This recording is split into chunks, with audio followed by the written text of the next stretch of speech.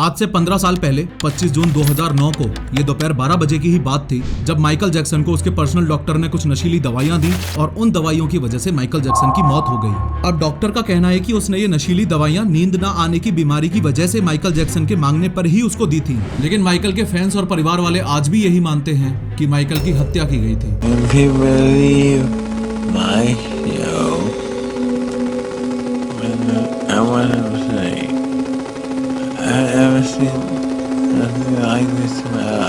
देखो, हुआ कुछ ये था कि अपनी मौत से एक दिन पहले यानी कि 24 जून 2009 को माइकल एक कॉन्सर्ट की रिहर्सल कर रहा था। इस बात पर ध्यान देना कि ये माइकल की जिंदगी का आखिरी कॉन्सर्ट होने वाला था। इस कॉन्सर्ट का नाम था दिस इज इट और ये जुलाई में लंदन के द O2 अरीना में होने वाला था। ये कॉन्सर्ट माइकल के लिए इसलिए भी खास था क्योंकि पिछले काफी सालों में माइकल ने कोई भी परफॉर्मेंस नहीं दी थी।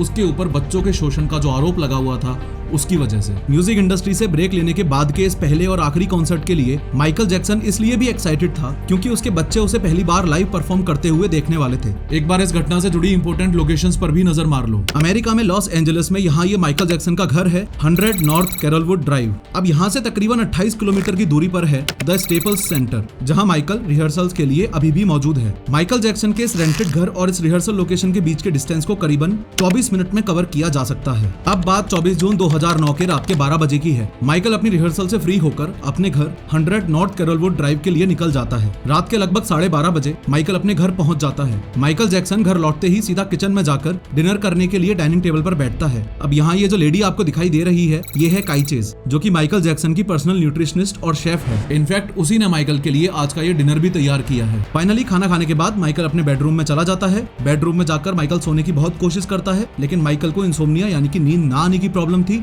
इसलिए ही वो सो नहीं पा रहा था। इसी बीच माइकल के पर्सनल फिजिशियन कॉनराड मरी की इस घर में एंट्री होती है। ये बात यहाँ आपको पता होनी चाहिए कि इस कॉनराड मरी को दिस इज इट कॉन्सर्ट के ऑर्गेनाइजर्स ने खास माइकल के लिए ही हायर किया था। चूंकि माइकल को इंसोम्निया था तो उसे बिना दवाई के नींद नहीं आती थी। माइकल जैक्सन को हर रात एक दवाई लेकर सोने की आदत थी, इसलिए उसने अपने स्वीट में अपने बेडरूम के बगल में ही एक मेडिकेशन रूम और बनवा रखा था। हर रात की तरह आज भी यानी 24 जून की रात को भी माइकल को नींद नहीं आ रही थी, इसलिए वो अपने उस मेडिकेशन रूम में जाता है। अभी करीबन रात के 1 बज रहे हैं और कॉनराड मरी मेडिकल रूम में ही नींद आने की दवाई देने की प्रिपरेशन कर रहा है। जितनी देर कॉनराड मरी माइकल की दवाइयों की प्रिपरेशन कर रहा है उतनी देर आप ये समझो कि कॉनराड माइकल को प्रोपोफोल नाम की एक एनेस्थेटिक दिया करता था और इसी दवा को देने के लिए कॉनराड हर रात माइकल जैक्सन के घर जाता था। खैर, रात को 1:30 बजे हर रात की तरह ही माइकल के डॉक्टर कॉनराड ने माइकल को पहले डायज़ेपम, लोराज़ेपम और मडाज़ोलम नाम की एनेस्थेटिक्स दी, लेकिन शॉकिंगली कोई भी दवा काम ही नहीं कर रही थी क्योंकि माइकल जैक्सन को नींद ही नहीं आ रही थी। फिर कॉनराड ने माइकल को बहुत सारे इंजेक्शंस लगाए, लेकिन उनसे भी कोई असर नहीं हो रहा था। ये नींद और दवाई देने का तमाशा 8-10 घंटे तक चलता रहा और फिर लास्ट में वो हुआ जिस चीज का डर था। माइकल अब कॉनराड से मिल्क मांगता है। यहाँ मिल्क उसी प्रोपोफोल को कहा जा रहा है जिसकी अभी हमने बात की थी। ये एक तरह का एनेस्थेटिक है जिसे डॉक्टर्स सर्जरी के दौरान यूज करते हैं। आगे बढ़ने से पहले मैं थैंक्स बोलना चाहूंगा इस वीडियो के स्पॉन्सर ओडू को, जो कि एक all in one business management software है और आपकी कंपनी को डिजिटलाइज और मैनेज करने में हेल्प करता है। अगर आप अपने बिजनेस में ट्रांसपेरेंसी और एफिशिएंसी चाहते हैं तो ओडू का साइन ऐप एक परफेक्ट सॉल्यूशन है। ओडू साइन से आप किसी भी डॉक्यूमेंट पर डिजिटल सिग्नेचर कर सकते हैं बिना किसी पेपर और पेन के झंझट के। ये सिक्योर्ड और लीगली बाइंडिंग है और ऑफिशियल रेगुलेशंस को भी फॉलो करता है। इसका यूजर फ्रेंडली इंटरफेस आपको अलाउ करता है कि आप आसानी से अपने कस्टमर्स, क्लाइंट्स, पार्टनर्स और बाकी पार्टीज के साथ डॉक्यूमेंट्स शेयर कर सकें। ये एडवांस्ड इंक्रिप्शन टेक्निक के साथ 100% सिक्योर्ड है। इसमें कई फीचर्स हैं जैसे auto signature suggestions, multi company support और साइनिंग ऑर्डर, जो इसे और भी उपयोगी बनाते हैं। डॉक्यूमेंट्स डिजिटली स्टोर्ड होते हैं जिससे प्रिंटिंग और मेलिंग कॉस्ट कम हो जाती है। ये ऐप रियल टाइम ट्रैकिंग भी प्रोवाइड करता है जिससे आप इसके डैशबोर्ड से ओवरव्यू ले सकते हो। हर स्टेप पर अपडेटेड रह सकते हो कि किस डॉक्यूमेंट का क्या स्टेटस है। इसके इंटीग्रेशन ऑप्शंस की मदद से आप ओडू की बाकी एप्स के साथ इस ऐप को भी सीमलेसली इंटीग्रेट कर सकते हो। ओडू साइन आपके बिजनेस के डॉक्यूमेंट साइनिंग प्रोसेस को और भी ज्यादा एफिशिएंट और स्मूथ बनाता है। तो आज ही इस्तेमाल करो ओडू ई-साइन को और एक्सप्लोर करो ओडू को। लिंक मैंने डिस्क्रिप्शन में दे दिया है। पहले तो कॉनराड माइकल को यह दवा देने से मना ही कर देता है, लेकिन सुबह तकरीबन 10:40 पर माइकल जैक्सन की जिद की वजह से कॉनराड उसे 25 mg प्रोपोफोल लाइडोकेन के साथ डाइल्यूट करके दे देता है। फाइनली माइकल जैक्सन को नींद आ जाती है। माइकल जैक्सन को सोता हुआ देखकर कॉनराड बाथरूम के लिए चला जाता है। थोड़ी देर बाद वापस आकर देखता है तो उसके होश ही उड़ जाते हैं। कॉनराड देखता है कि माइकल की पल्स भी वीक थी और वो सांस भी नहीं ले पा रहा था, यानी माइकल की बॉडी किसी भी तरह का कोई रिस्पॉन्स नहीं दे रही थी। ये सब देखकर कॉनराड के पसीने छूटने लगते हैं, क्योंकि सामने लेटा हुआ इंसान कोई छोटा मोटा बंदा नहीं था, बल्कि माइकल जैक्सन था। माइकल को बचाने के लिए कॉनराड ने हर मुमकिन कोशिश शुरू कर दी, और कोशिश की भी तो क्या, बेवकूफों वाली। इस कॉनराड ने माइकल को बचाने के लिए टोटल 10 मिनट तक सीपीआर दिया, जो कि इसकी बहुत बड़ी गलती थी। आगे बताऊंगा क्यों, लेकिन फिलहाल ये याद रखो कि अगर कॉनराड माइकल को सीपीआर ना देता तो शायद माइकल उस दिन बच जाता। खैर, उसके बाद कॉनराड को लगा कि शायद प्रोपोफॉल की डोज ज्यादा हो गई है, इसलिए प्रोपोफॉल के असर को कम करने के लिए उसने फ्लूमाजेनिल नाम की एक और दवाई माइकल की बॉडी में इंजेक्ट कर दी।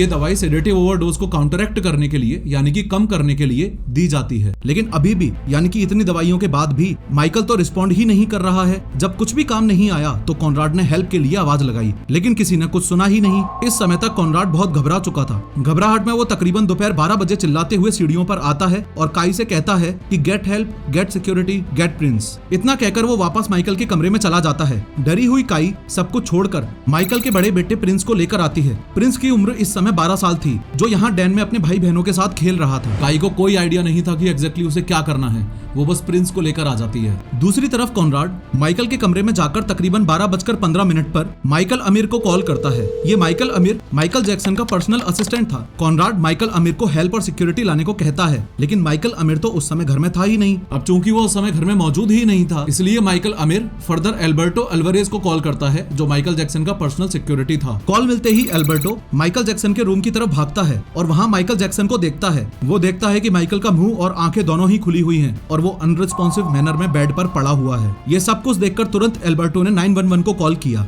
Not conscious, sir. Okay. All right. Do you have him? Is he on the floor? Where's he at right now? He's on the bed, sir. He's on the bed. Okay, let's get him on the floor. इस clip में अभी जो आवाज आपने सुनी वो Alberto की ही आवाज थी। जैसे ही 911 को कॉल किया, उन्होंने माइकल जैक्सन की बॉडी को बेड से उतार के जमीन पर लिटाने को कहा और उसे सीपीआर देने को कहा। Okay, let's get him down to the floor. I'm gonna help you with CPR right now. Okay. We need him. We need a. Yes, we're already on our way there. We're on our way. I'm gonna do as much as I can to help you over the phone. We're already on our way. हालांकि CPR तो Conrad भी पहले से देता हुआ आ ही रहा था, लेकिन माइकल की बॉडी कोई भी रिस्पॉन्स नहीं दे रही थी। यहाँ एक और अजीब सी चीज हुई। कॉनराड ने एल्बर्टो को मेडिकल आइटम्स छुपाने को कहा, लेकिन एल्बर्टो ने ऐसा कुछ भी नहीं किया। फॉलोइंग विच कॉनराड ने खुद ही सारे मेडिकल आइटम्स को एक बैग में भरा और उन सभी चीजों को इधर उधर छुपा दिया। बाद में इन्वेस्टिगेशन करने पर ये बैग्स मिले भी थे। इतने में ही फहीम मोहम्मद, जो कि माइकल जैक्सन का बॉडीगार्ड था, वो भी माइकल जैक्सन के रूम में आ जाता है। माइकल जैक्सन की हालत देखकर उसकी भी सिट्टी पिट्टी गुम हो जाती है। अब ये तीनों माइकल को होश में लाने की हर मुमकिन कोशिश करने लगते हैं। इतने में ही तकरीबन 12:30 पर पैरामेडिक्स यानी कि इमरजेंसी डॉक्टर्स की एक टीम माइकल जैक्सन के रूम की तरफ दौड़ती है। इस टीम में से इसने यानी रिचार्ड सिनफ ने ये सीन बाद में कोर्ट को भी बताया था। Now describe Dr. Murray's demeanor, please. Frantic. उसने बताया कि जब वो पहुंचा था तब कॉनराड अपने सेंसेस में ही नहीं था। खैर, जैसे तैसे पैरामेडिक्स की टीम भी माइकल को सीपीआर देती है, लेकिन कोई रिस्पांस नहीं आता। ये टीम माइकल को हॉस्पिटल ले जाने लगती है। अब नीचे मौजूद सभी घर वाले यानी काई, माइकल का बाकी का स्टाफ और तीनों बच्चे एक साथ एक जगह पर खड़े हो जाते हैं। थोड़ी ही देर बाद यानी कि 1:15 बजे पैरामेडिक्स माइकल जैक्सन को लेकर नीचे उतरते हैं। सभी घर वाले पैरामेडिक्स से पूछने की कोशिश करते हैं, लेकिन कोई जवाब ही नहीं देता है। माइकल जैक्सन को Ronald Reagan UCLA medical centre में लेकर जाया जाता है। वहाँ उसे बचाने की बहुत कोशिश करी गई थी, लेकिन माइकल किसी तरह का कोई रिस्पांस दे ही नहीं रहा था। दोपहर 2:30 बजे माइकल जैक्सन को मरा हुआ घोषित कर दिया जाता है, यानी कि पर्सनल डॉक्टर कॉनराड की एक गलती की वजह से किंग ऑफ पॉप, दुनिया का जाना माना सिंगर और डांसर माइकल जैक्सन दुनिया छोड़कर चला जाता है। लेकिन सवाल ये आता है कि क्या ये सिर्फ एक गलती थी या फिर सोची समझी साजिश। आज की इस 3D एनिमेटेड वीडियो में हम स्टेप बाय स्टेप समझेंगे कि ऐसा क्यों माना जाता है कि माइकल जैक्सन की हत्या हुई थी, पर्सनल डॉक्टर कॉनराड ने तुरंत ही 911 पर कॉल क्यों नहीं किया, माइकल को इंसोम्निया कैसे हुआ और नशीली दवाइयों की लत कैसे लगी। ये भी समझेंगे कि वो प्लास्टिक सर्जरीज के पीछे इतना पागल क्यों था, और मोस्ट इंपोर्टेंटली माइकल पर जो बच्चों के शोषण के एलिगेशंस लगे थे उनमें से कितने सच निकले। लेकिन हर बार की तरह शुरू से शुरू करते हैं। यूनाइटेड स्टेट्स में एक स्टेट है इंडियाना। उस स्टेट में एक सिटी है गैरी। इस सिटी में साल 1958 में 29 अगस्त को एक स्ट्रगलिंग मिडिल क्लास फैमिली में जन्म होता है माइकल जैक्सन का। माइकल जैक्सन के पिता जोसेफ जैक्सन एक क्रेन ऑपरेटर थे और उसकी माता कैथरीन जैक्सन होम मेकर थी। इनके 9 बच्चे हुए, Rebbie, Jackie, Tito, Jermaine, La Toya, Marlon, Randy, Janet और माइकल।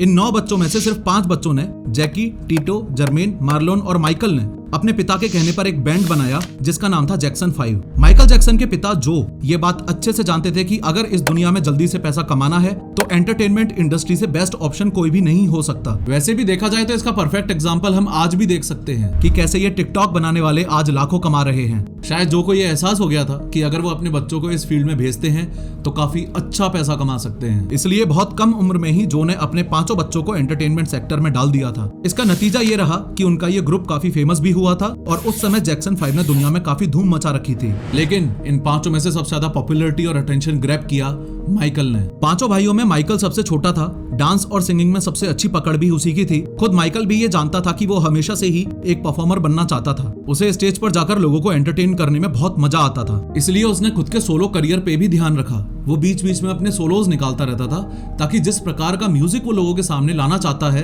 वो आ सके। और माइकल की ये मेहनत सफल भी हुई थी जब उसके सोलो करियर को सबसे तगड़ा हिट मिला, और वो मिला था साल 1979 में जब उसका ऑफ द वॉल नाम का गाना रिलीज हुआ था। इस गाने का प्रोडक्शन उसने एपिक रिकॉर्ड्स के क्विंसी जोन्स के साथ मिलकर किया था। देखा जाए तो क्विंसी जोन्स और माइकल की ये पार्टनरशिप उस समय माइकल जैक्सन के लिए काफी अच्छी साबित हुई। जैसे ही माइकल जैक्सन को यह एहसास हुआ कि अब वो अकेले ही अपना सोलो करियर बना सकता है तो काफी सोच विचार करने के बाद 1984 में उसने जैक्सन 5 बैंड को छोड़ दिया था। इसके बाद वो अपने सोलो करियर पर फोकस करने का डिसीजन बना लेता है। देखते ही देखते Michael Jackson king of pop के रूप में उभरता हुआ भी नजर आने लगा था। उसी पार्टनरशिप के चलते उसने of the wall, thriller, bad, dangerous और हिस्ट्री जैसे सुपरहिट गाने भी दिए थे जिसकी धुन पर आज भी दुनिया थिरकती है। और हाँ, उसकी फेमस मून वॉक का मुकाबला जो आज तक कर पाना काफी मुश्किल है, वो माइकल बचपन से करता आ रहा था। वो बात अलग है कि दुनिया ने उसकी मून वॉक को 25 मार्च 1983 को पहली बार एक शो के दौरान नोटिस किया। खैर, बात जब माइकल जैक्सन की फैन फॉलोइंग की आती है तो खुद माइकल ने एक डॉक्यूमेंट्री के दौरान ये बात बताई थी कि उसके कॉन्सर्ट में तकरीबन 5000 लोग बेहोश हो जाया करते थे। इतना ही नहीं, माइकल के लिए लोग इतने दीवाने थे कि उसको पास से देखने के लिए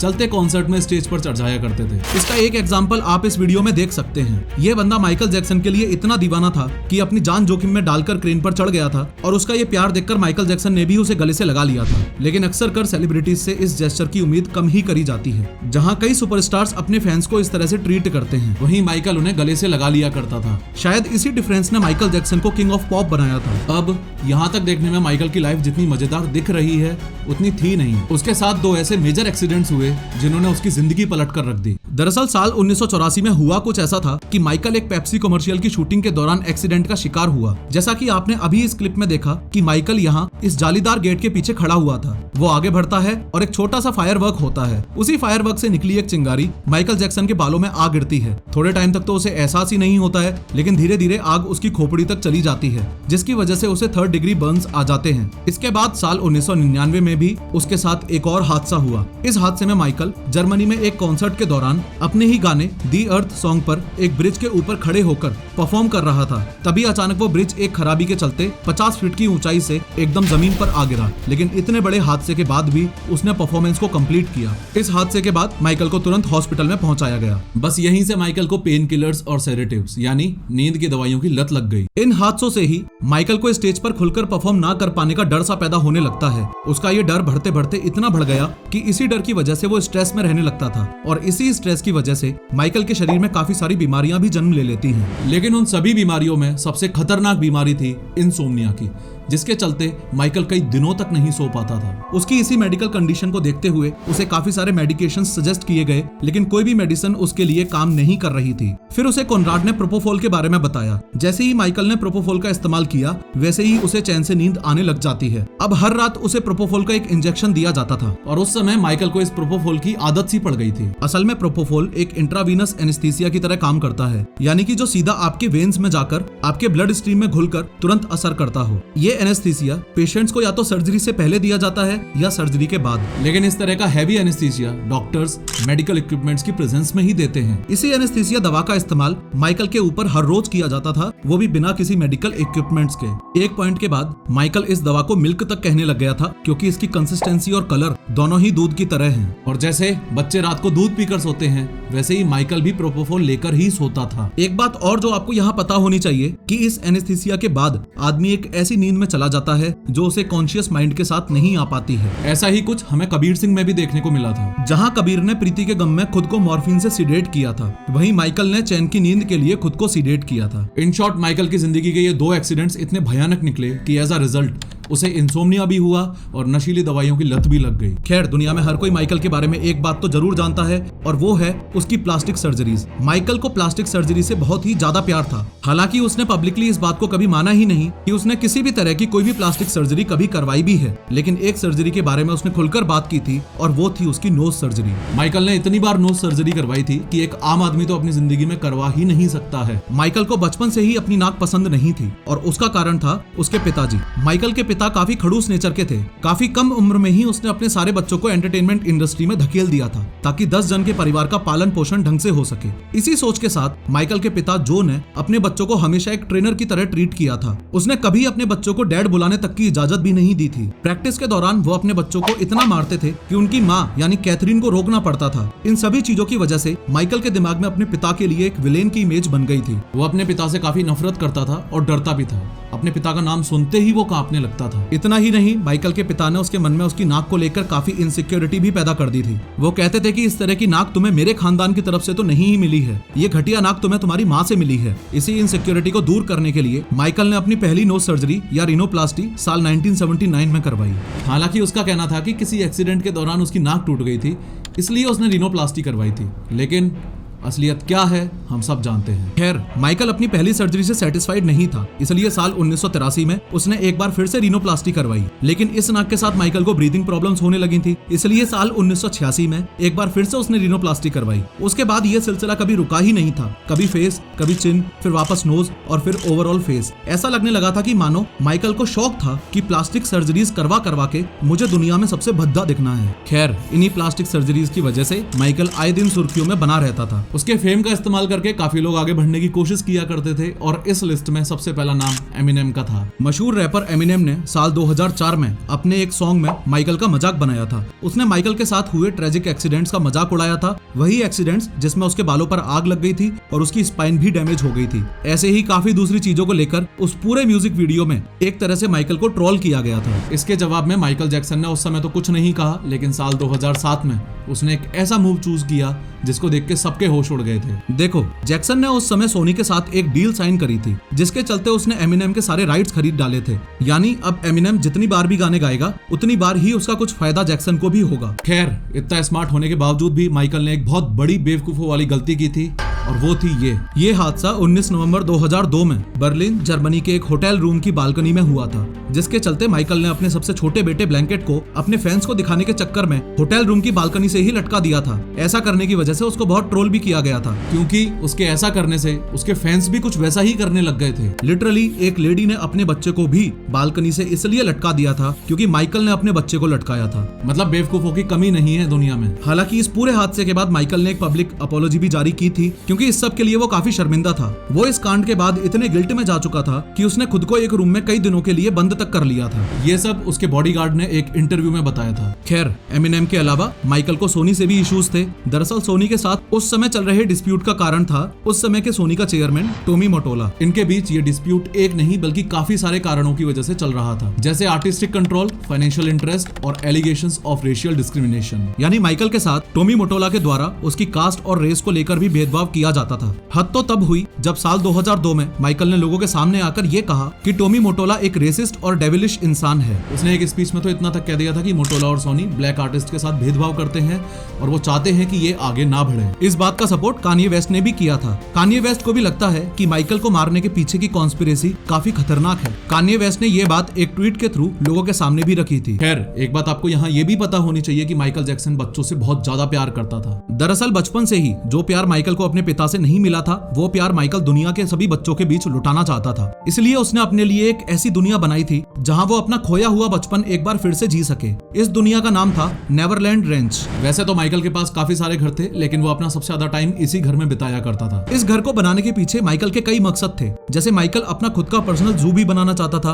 क्योंकि उसे जानवरों से बहुत ही ज्यादा प्यार था। इसलिए उसने नेवरलैंड रेंच में एक जू भी बनाया था। साथ ही यहाँ आने वाले हर बच्चे को वो बचपन की सारी खुशियां देना चाहता था। इसलिए उसने अपने घर में ही बच्चों के लिए एक एम्यूजमेंट पार्क भी बनवाया था। यहाँ वो खुद भी बच्चों के साथ खेला करता था। अक्सर ये देखा भी गया था कि माइकल खुद भी इन बच्चों के साथ बच्चा बन जाता था। वो बच्चों के साथ झूला झूलता और लॉन्ग आवर्स तक उनके साथ खेला करता था। लेकिन कैसा हो, अगर 24 घंटे बच्चों से घिरे रहने वाले इंसान पर उन्हीं बच्चों के शोषण के केसेस लग जाएं तो। ऐसा ही कुछ था माइकल जैक्सन के साथ, जहां उस पर बच्चों का शोषण करने का केस लगाया गया था। ये केस 1993 में इवान चैंडलर नाम के डेंटिस्ट ने लगाया था। इस केस में इवान ने अपने बेटे जॉर्डन के साथ हुए मॉलेस्टेशन के चलते माइकल पर आरोप लगाए थे। इन्हीं आरोपों के चलते माइकल के घर पर 22 दिसंबर 1993 को पुलिस उसकी तहकीकात करने के लिए आती है। अब नॉर्मल इन्वेस्टिगेशन होती तो बात अलग थी, लेकिन हद तब हो गई जब उन्होंने जैक्सन को पूरी तरह से न्यूड करके उसकी पूरी बॉडी चेक करी थी। इस बारे में माइकल ने एक वीडियो के थ्रू लोगों को बताया था। उसने इस वीडियो की हेल्प से कहा कि ये बहुत ही डिह्यूमनाइजिंग और ह्यूमिलिएटिंग यानी कि अमानवीय और अपमानजनक इन्वेस्टिगेशन रही, जो कि उसने जिंदगी में कभी भी फेस नहीं की थी। हालांकि इस पूरे केस का रिजल्ट ये रहा कि माइकल ने चैंडलर के परिवार को $25 मिलियन दिए, वो भी बिना किसी आरोप के साबित हुए। माइकल का कहना था कि उसने ये पैसे सिर्फ जॉर्डन चैंडलर के लिए ही दिए थे। इसके अलावा साल 2003 में माइकल गेविन अर्विजो नाम के कैंसर पेशेंट से मिला था। ये लड़का माइकल का काफी बड़ा फैन था और बहुत समय से उससे मिलना भी चाहता था। माइकल से मिलने की उसकी इस इच्छा को पूरा करने के लिए माइकल ने अर्विजो के साथ उसके पेरेंट्स, ब्रदर और उसकी सिस्टर को नेवरलैंड रेंच में ही बुला लिया था। लेकिन उनकी इस मुलाकात को काफी गलत तरीके से एक डॉक्यूमेंट्री में दिखाया गया था, जो कि मार्टिन बशीर नाम के एक जर्नलिस्ट ने बनाई थी। ये जर्नलिस्ट माइकल का काफी अच्छा दोस्त भी था, यानी कि ये कहना बिल्कुल गलत नहीं होगा कि दुश्मन ना करे वो काम दोस्त ने किया है। इसलिए उसकी इस डॉक्यूमेंट्री से माइकल काफी डिस्टर्ब हो चुका था। उसने एक इंटरव्यू के दौरान ये कहा भी था कि मार्टिन से इस तरह के बर्ताव की उसे बिल्कुल भी उम्मीद नहीं थी। इस डॉक्यूमेंट्री में माइकल की इमेज एक बच्चे का शोषण करने वाले आदमी के रूप में लोगों के सामने दिखाई थी। इन शॉर्ट माइकल पर जितने भी चाइल्ड अब्यूज के एलिगेशंस लगे थे वो सारे के सारे फेक निकले, एक भी सही प्रूव नहीं हो पाया। एनीवेज फाइनली ये समझते हैं कि ऐसा क्यों माना जाता है कि माइकल जैक्सन की हत्या हुई थी। चलो एक बार के लिए मान भी लेते हैं कि माइकल ने एक्स्ट्रा प्रोपोफोल मांगी थी, तो ये कॉनराड डॉक्टर किस बात का है? सबसे पहली गलती जो कॉनराड ने की थी वो आपको इस फोटो में दिखेगी। ये देखो, ये वही कमरा है जहां माइकल रहता था। इस रूम में आपको एक ऑक्सीजन सिलेंडर दिखेगा, कुछ एनेस्थेटिक्स दिखेंगे, एक बैक वॉल्व मास्क BVM दिखेगा और कुछ दवाइयां भी दिखेंगी। लेकिन जो आपको नहीं दिखेगा वो है ये टारगेट कंट्रोल्ड इन्फ्यूजन TCI। इसे ऐसे समझो कि जब भी हाई लेवल एनेस्थेटिक्स किसी को दी जाती है तो वहाँ इस इंस्ट्रूमेंट का होना बहुत ज्यादा जरूरी होता है, क्योंकि अगर बाई चांस इस एनेस्थेटिक का कोई उल्टा रिएक्शन हुआ तो ये मशीन उस रिएक्शन को कंट्रोल करने के लिए यूज करी जाती है। साथ ही pulse oximeter, non invasive blood pressure NIBP monitor, electrocardiogram और कैप्नोग्राफी जैसी चीजों का होना भी बहुत ज्यादा जरूरी होता है। लेकिन इनमें से कोई भी मशीन उस समय माइकल के रूम में मौजूद थी ही नहीं। दूसरी गलती ये थी कि कॉनराड ने माइकल को सही CPR नहीं दिया, ये चेक किए बिना ही कि माइकल को रेस्पिरेटरी अटैक आया है या कार्डियक अरेस्ट आया है। कॉनराड ने चेस्ट कंप्रेशन CPR देना शुरू कर दिया, जबकि इस केस में माइकल को एडवांस्ड मेडिकल हेल्प की जरूरत थी। तीसरी गलती कॉनराड की यह भी मानी जाती है कि एक डॉक्टर होने के बावजूद भी उसने माइकल को एक्सेस अमाउंट ऑफ प्रोपोफॉल लेने से नहीं रोका। ओवरऑल कॉनराड को उसकी मेडिकल लापरवाही की वजह से 4 साल की सजा सुनाई गई और माइकल की मौत के लिए कोर्ट ने किसी को कोई भी सजा नहीं दी। माइकल के फैंस आज भी यही मानते हैं कि उसकी हत्या हुई थी, लेकिन उस दिन माइकल के कमरे में जो घटित हुआ वो इतना प्राइवेट इवेंट है कि कोर्ट को डॉक्टर कॉनराड मरी के खिलाफ कोई सबूत नहीं मिल पाया।